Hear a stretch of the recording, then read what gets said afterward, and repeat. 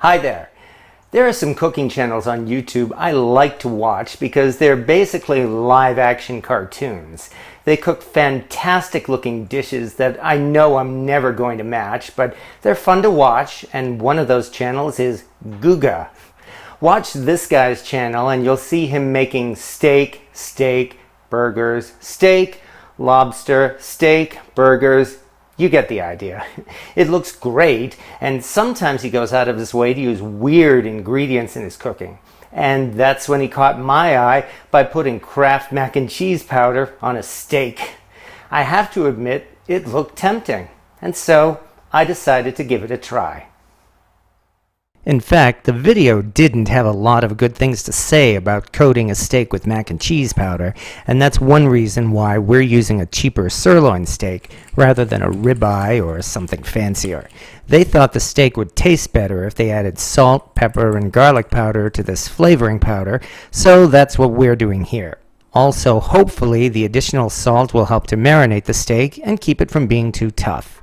We'll be marinating this in the fridge for 4 hours. We liberally coat the steak with as much of the coating as we can, and then just simply pop it into a Ziploc bag.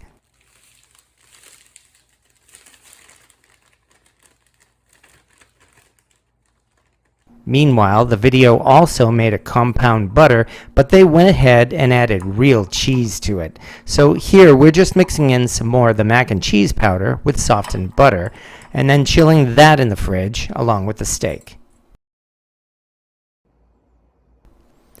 And now it's time to cook some steak. We break out a heavy cast iron pan and heat it on the stovetop so it's good and hot. My favorite oil for making steak is corn oil because it has a high smoke point and it doesn't add a lot of its own flavor to the steak.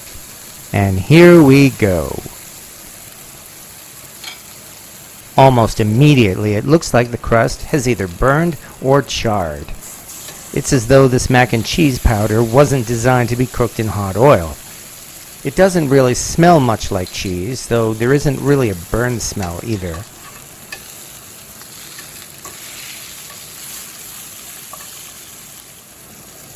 So when the steak reaches about 100 degrees, we add in some of our cheese powder butter and baste the steak in the juices.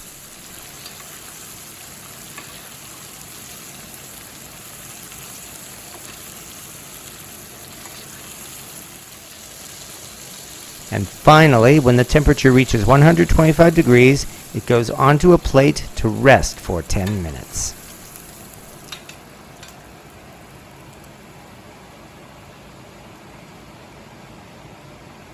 I have to say, this steak looks pretty good on its own.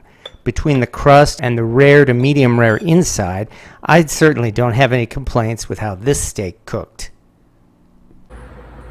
But of course, the real question on everybody's mind is, what does this steak taste like?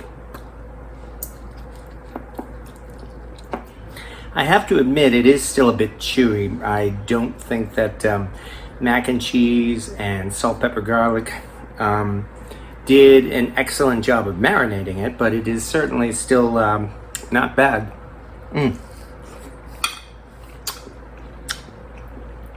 I have to be honest, I really can't taste much of the mac and cheese coating at all.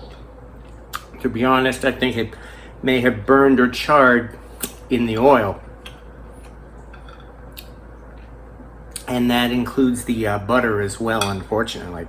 So, what are we left with? Well, we are left with... We're left with a pretty good sirloin steak, so that's definitely nothing to complain about. And once again, that's what I get for trying to make a viral video dish. I suppose if I used a 2-day sous vide and also cheated by adding high-quality cheese to this mac and cheese, this steak would have been as good as he says. But even so, it was a good sirloin steak, and it was fun to make. So I can't call this a failure. Let me know in the comments what you think, and thank you for watching.